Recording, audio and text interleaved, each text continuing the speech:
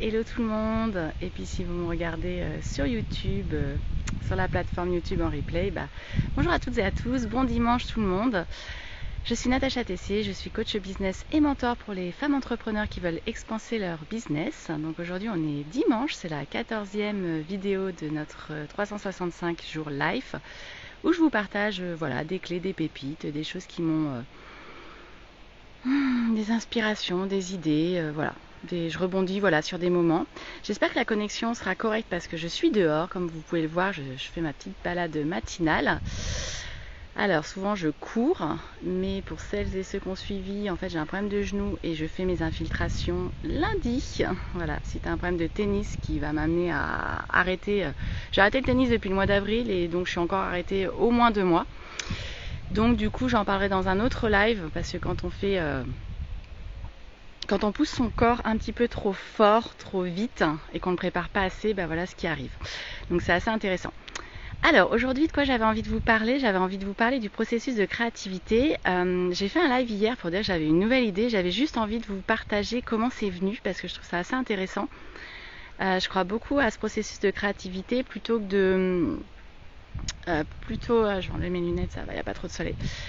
Plutôt que de rester devant sa page blanche à se poser des questions sur qu'est-ce que je pourrais faire, quel nouveau service, quel nouveau produit je pourrais proposer, et puis d'y passer des heures et puis il se passe rien ou pas à la hauteur de ce qu'on voudrait.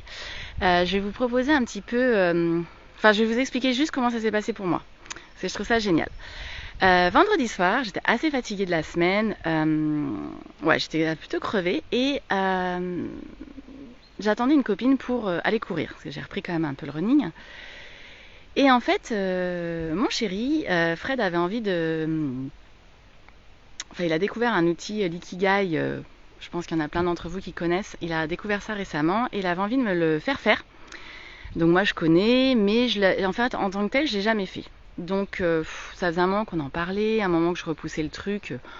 Je prenais pas le temps et puis là je voyais que ça lui tenait à cœur donc je me dis ok j'y vais mais par contre je suis crevée donc j'y vais un peu comme ça et du coup donc l'ikigai c'est un outil qui permet de travailler vraiment sur sa raison d'être, le sens un peu de sa vie, pourquoi on est fait, etc. Vraiment un outil de connaissance de soi parmi plein d'autres. Je vais remettre mes lunettes parce que j'ai le soleil dans les yeux. Et donc du coup nous voilà lancés en attendant ma copine, nous voilà lancés à faire les kigai. Moi j'étais crevée donc j'étais un peu en mode je le fais mais t'écris, je le fais un peu comme ça. Et puis au fur et à mesure je me prends au jeu et il y a quelque chose qui ressort vraiment de façon hyper intéressante concernant vraiment un sens hyper important pour moi, concernant les femmes toujours, la cause féminine, les femmes qui subissent des violences, que ce soit des violences physiques, psychologiques ou des violences aussi sexistes en entreprise. Et ça ressort profondément. Ok, on fait notre ikigai, super intéressant, je pars courir. Ensuite on se pose, vendredi soir, l'apéro, on était tous les deux, donc on se met en mode tranquillou, devant une petite série, etc. Et puis en fait après on en revient à rediscuter, parce que lui en fait c'est aussi une cause qui le touche profondément, qui vraiment est forte pour lui. Et du coup, il commence à me parler d'idées en me disant mais vraiment, Nat, tu devrais aller plus loin, ça a du sens, etc. Et puis de fil en aiguille, on discute, je le vois super motivé. Moi, ça vient réveiller quelque chose en moi que j'ai depuis des années. J'avais même écrit au départ mon premier livre, il portait là-dessus, sur le sexisme ordinaire en entreprise, etc. Donc ça venait réveiller quelque chose en moi. Et puis, la soirée se passe, on va se coucher. Et le lendemain matin, j'étais toute seule, je me pose et là, d'un coup, en fait, tout s'éclaire. Tout s'éclaire, je trouve l'idée que j'avais envie de faire depuis hyper longtemps, mais que j'avais un petit peu enfouie. Donc je trouve le programme d'accompagnement que j'ai envie de faire autour de ce sujet-là. Donc je l'appelle, je lui en parle, il trouve ça génial. Et vraiment, ça devient limpide. Je vois le public, je vois le format, je vois le contenu, En plus, j'ai plein d'autres idées annexes à ce programme-là. Bref, j'en dis pas plus parce que du coup, je vais le tourner vendredi prochain, parce que j'ai vraiment envie de le faire maintenant, là, parce que j'ai les idées, parce que c'est clair dans ma tête. Et tout ça pour vous dire en fait que c'est hyper important de laisser en fait mûrir ce qu'on entend, ce qui fait sens. Et à un moment donné, de prendre ce temps où vraiment vous avez du temps, où vous êtes au calme, etc. Et en fait, ça vient. Et ça vient pas forcément du premier coup, mais ça peut venir très rapidement ou ça peut venir plusieurs jours plus tard, voire plusieurs mois plus tard, et ça revient. En fait, si c'était suffisamment important, comme c'est quelque chose, moi, qui me tient vraiment à cœur, j'y ai pensé, c'est revenu, et alors physiologiquement, j'étais dans un état mais d'excitation énorme en fait. J'étais complètement habitée, je le ressentais, je le vivais, je savais que j'étais au bon endroit, que c'était vraiment la bonne chose à faire.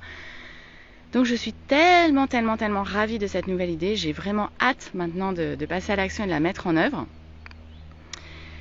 Et voilà, et en fait moi je fonctionne comme ça. Donc effectivement j'ai pas mal d'idées, j'ai pas mal de programmes, de choses que je mets en ligne, etc. Il y en a qui fonctionnent très bien, il y en a qui fonctionnent moins bien. Ça nourrit vraiment qui je suis, comment je fonctionne, toute ma créativité. Donc pour moi c'est hyper important de laisser tout ce processus prendre sa place. Ça nourrit qui je suis. Et puis ça me permet de vraiment faire confiance à mon intuition. Et je suis très intuitive et en général je me plante pas souvent. Donc du coup, voilà, juste mon petit retour d'expérience parce que c'est vraiment chouette d'avoir ce processus de créativité. En tout cas, voilà, ce que j'avais envie de vous partager, comment je fonctionne, comment ça a fonctionné pour moi avec un exemple hyper concret, très récent. Voilà ce que je voulais vous dire. Et puis sinon, pour celles qui me rejoignent en live, un petit coucou. Sinon, un petit hashtag replay, ce sera vraiment chouette. J'espère que vous avez passé un bon dimanche. Hier, on était à un festival de musique, c'était vraiment très sympa.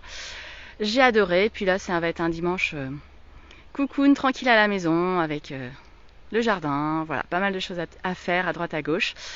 Et puis là, en profiter pour se balader dans les sous-bois parce que c'est vraiment un chouette moment. Je vous embrasse, je vous souhaite un très bon dimanche. Profitez bien de votre famille, profitez-en pour vous ressourcer. Et puis je vous dis à demain. Ciao ciao.